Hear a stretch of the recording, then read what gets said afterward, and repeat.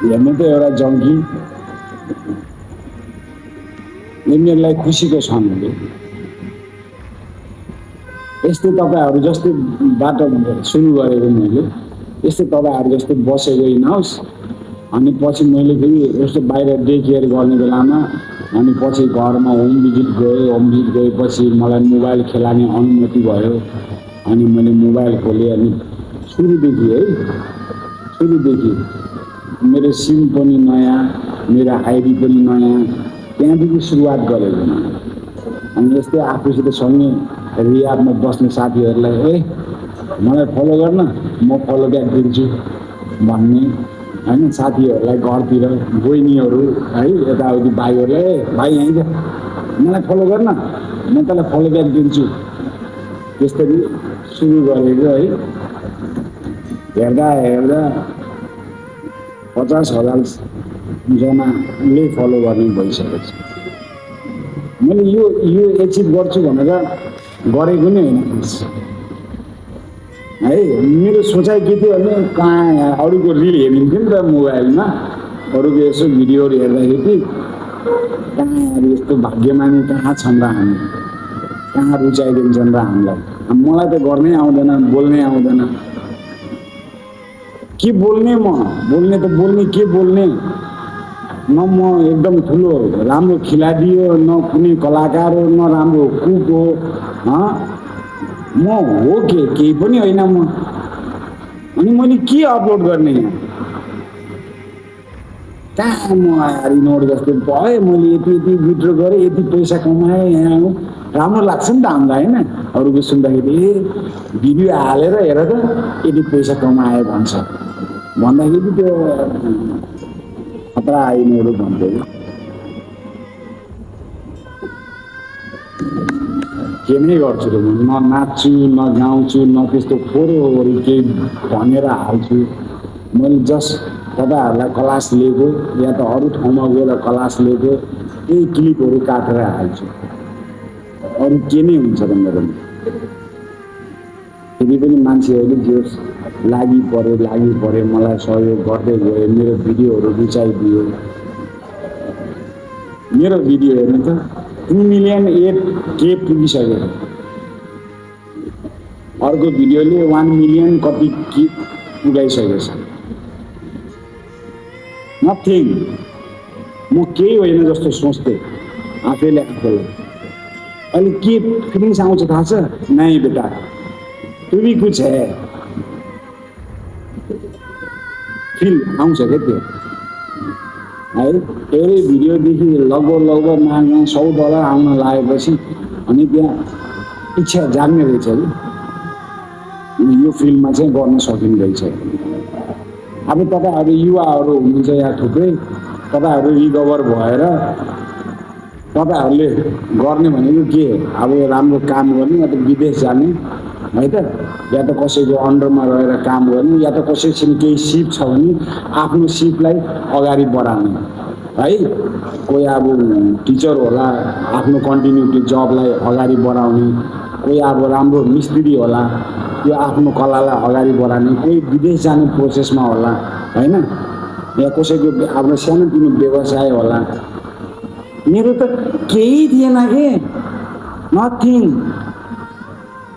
अब पढेर अगाडि के गरौँला भन्ने उमेर छैन अब विदेश जान पर्यो अब भनौँ भने पनि उमेर पनि छैन र मलाई कसले हाल्दैन विदेश जान नि त पैसा चाहियो 3-4 लाख रुपियाँ कसले हाल्दैन त्यही यही खाडी मुलुक जानको लागि किन हामी जङ्गीहरूलाई यस्ता खाडी साडीमा जान मन लाग्दैन ठुलै ठाउँ जान पर्यो अरे डलर कमाउनु पर्यो अरे हामीलाई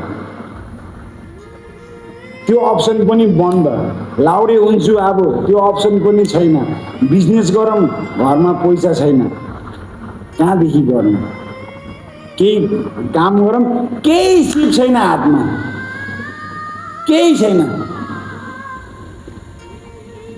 म रिकभरीमा किन आएँ रे फाल्टुमा केही गर्न सक्दैन मैले न पढाइ अगाडि कन्टिन्यू दिन सक्छु न जब छ न बिजनेस छ न कुनै कला छ ममा जसलाई कन्टिन्युटी दिएर म आफ्नो जीवन चलाम केही छैन कि नथिङ। अनि म हुन सक्दैन यो फिल्डमा चाहिँ सफल हुन सक्दैन जस्तो लाग्थ्यो होइन। सुरुमा भिडियो हाल्ने बेलामा मैले के उद्देश्यले हालेको भन्दाखेरि मलाई जति नै चिन्ने व्यक्ति छन् तिनीहरूलाई चाहिँ जानकारी गराउनु पर्यो कि एमबाबु थापाले अब ड्रग्स खान छोड्यो है भनेर जानकारीको लागि मैले भिडियोहरू हाल्ने गर्थेँ कि सुरुमा। बिस्तारै त्यही भिडियोहरू राम्रो आउन लाग्यो, कमेन्टहरू आउन लाग्यो, सबैले गुड राम्रो गर्दैछस् यस्ता प्रक्रियाहरू देन लाग्यो। फेरि मेरो भने नि अस्ति मैले त्यो के अरे रिवार्ड सिस्टम त्यो रिवार्डहरूले मैले राम्रो आउन लाग्यो मलाई। अनि मैले के अपेक्षा जाग्यो मैले जे गर्दैछु राम्रै गर्दैछु क्या, मलाई राम्रो रेस्पोन्सहरू आइरहेछ भन्यो। अनि त्यस प्रकारले गर्दै गयो। तपाईँहरूलाई के लेसन हुन्छ भन्दाखेरि के लेसन भन्न खोजेको मैले के लेसन दिन खोजेको भन्दाखेरि केही थिएन। न उमेर थियो, न धन सम्पत्ति थियो, न शोहरत थियो, केही थिएन। अन्धकार थियो मेरो भविष्य, केही छैन। कसरी जिन्दगी चलाने भन्ने मात्रै सोच थियो, अरू केही थिएन। लागि पर्यो लगातार चाहिँ गर्नुपर्ने रहेछ, कन्टिन्युटी चाहिँ छोड्नु हुँदैन रहेछ। मैले कन्टिन्युटी चाहिँ छोडेन। यसमा भिडियो बनाउने क्रममा म बिचमा एकचोटि स्लिप पनि भएँ, फेरि अन्डरग्राउन्ड बस्यो, फेरि त्यसलाई छोडेन मैले। मलाई फेरि यो फिल्डमा आउनलाई लाज लाग्थ्यो, अप्ठ्यारो लाग्थ्यो। के भन्ने होला समाजले, मलाई हेरिरहने मान्छेहरूले के भन्ने होला, कति प्रश्नहरू गर्छ होला, इत्यादि कुराहरू सोचेर अलिकति यो फिल्ममा फेरि ब्याक आउने त भन्ने सोच पनि भएको थिएन ममा। बिस्तारै यहीँ आएर फेरि कोनामा बस्थ्यो। अनि के यार अब यस्तै रिग्रेट फिल गरेर बस्ने पनि भन्नेहरू भयो। नै बेटा कदम त चाल्नु पर्यो, जिन्दगी त जिउन पर्यो भनेर मैले चल तैँले आफैले गरेको गल्ती हो, दुनियाँले भन्छन् भन्न दे, त चाहिँ अब राम्रो छस् नि त, अब दिने योग्य भएको छस् नि त, फेरि सुरु गर भनेर फेरि कन्टिन्युटी दियो। तर पहिलाभन्दा झन् बेहतर। पहिला मेरो 1 मिलियन पुगेको होइन, पछि मेरो 1 मिलियन पुगेको, झन् दामी तरिकाले गयो। हेर्दा यी हेर्नुहोस् त कमाइको माध्यम बनिदियो मेरो। महिनाको 25-30 हजार कमाउनको लागि मान्छेले बिहानदेखि साँझसम्म काम गर्नुपर्छ, या त रातभरि उभिनुपर्छ। के गर्छु म, देखिरहनु भए केही गर्दैन। यो तपाईँहरूलाई क्लास लिने मेरो टाइम हो, मलाई क्लास लिनै पर्छ। म स्टाफ भएपछि क्लास लिन आन्छु, यहीँ तपाईँहरूलाई क्लास लिएको क्लिपहरू काटेर हालिदिन्छु। मैले त भविष्य झन् बनाउन लाग्छु। यसो अझै पैसा कसरी आउँछ, अझै कसरी इम्प्रुभ हुन्छ, यो हुँदो रहेछ कि हजुर। मैले भन्न खोजेको के हुँदो रहेछ है। असफल गर्न नसकिने केही छैन यो संसारमा। यो संसारमा गर्ने भनेको हामी मान्छेले नै हो।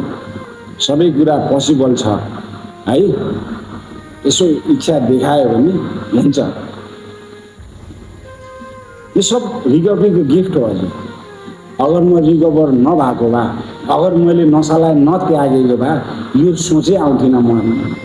यस्तो भिडियो बनाउँथेँ होला त मैले कुनै झाडीको पछाडि, कुनै फुटेको ब्रिजको मुनि बन्दै गरेको घरमा, या त नालासालामा, या त हगिरहेको गुसु हग्ने ठाउँमा बसेर 1-2 जना त्यस्तै सपिङ साथीहरूसित बसेर धुलो तानिरहेको हुन्थ्यो होला, या त उभिएर सुई हानिरहेको हुन्थ्यो होला अगर म रिकभरीमा नआएको त।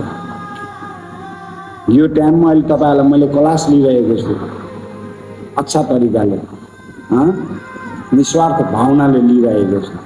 सायद यो टाइममा म सपिङ भइरहेको भए सायद म माल खाएर झ्याप भएर बसेको हुन्थ्यो होला, या त अहिले यो घाममा मलाई बाहिर निस्किन मन लागेन, यो घाममा म मालको हन्टिङमा हिँड्थेँ होला। परिवर्तन हेर्नुहोस् त।